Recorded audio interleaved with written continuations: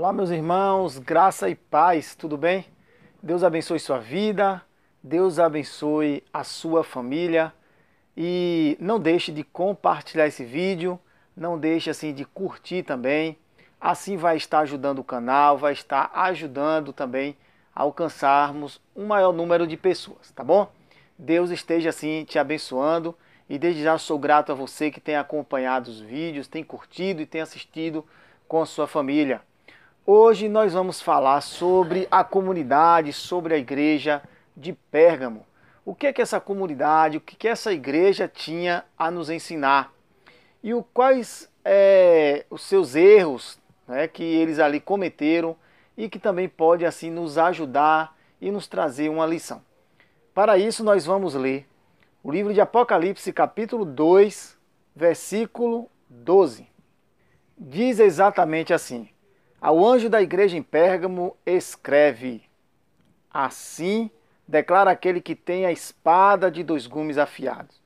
Conheço o lugar em que vives, onde se encontra o trono de Satanás. Apesar disso, permanece fiel ao meu nome, e não renunciaste à tua fé em mim, nem mesmo quando Antipas, minha leal testemunha, foi morto nessa cidade onde Satanás habita. Bom, meus irmãos, eu não vou fazer toda a leitura para que esse vídeo não fique muito extenso, mas eu peço que você leia na sua casa e com certeza você vai aprender ainda muito mais, ok? Bom, então vamos lá.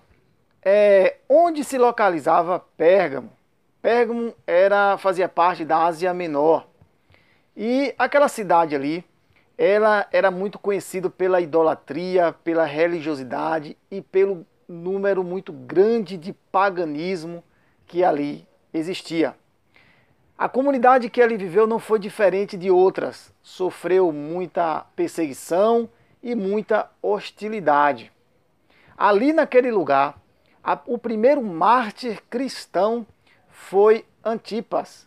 Ele foi condenado, lançado em um caldeirão de azeite quente e foi morto cozinhando aos poucos. Isso porque declarou publicamente a sua fé. Bom, isso aconteceu exatamente no reinado do imperador Domiciano.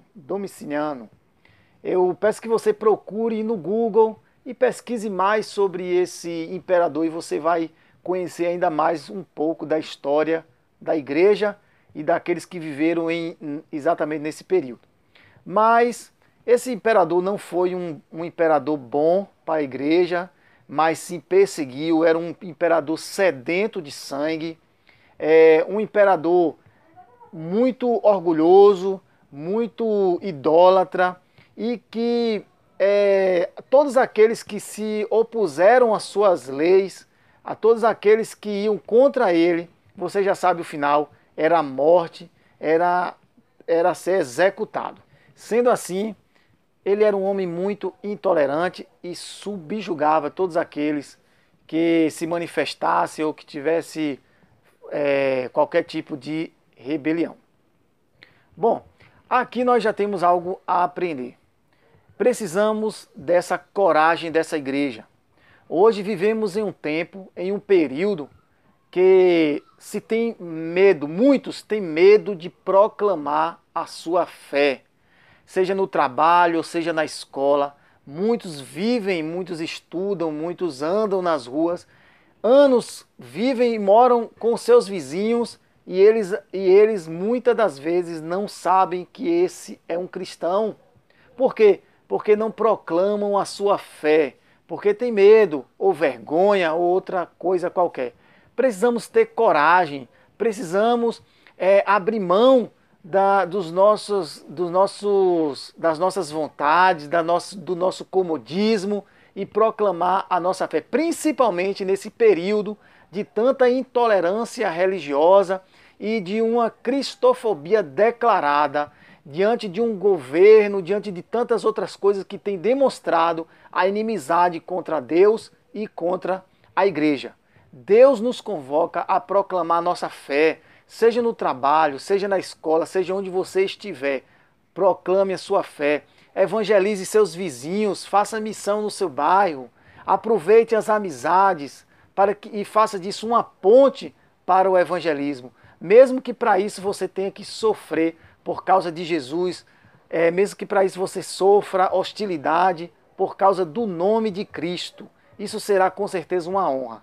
E nem se compara com aqueles que morreram de formas tão cruéis por causa do nome de Cristo. Bom, aquela igreja, apesar de ser uma igreja bem fervorosa, uma igreja que estava ali disposta a dar vida pelo Evangelho, foi uma igreja também que infelizmente ela tolerava alguns falsos ensinos, dentre elas o de Balaão, dos Nicolaítas, e assim trazendo uma enfermidade para a igreja.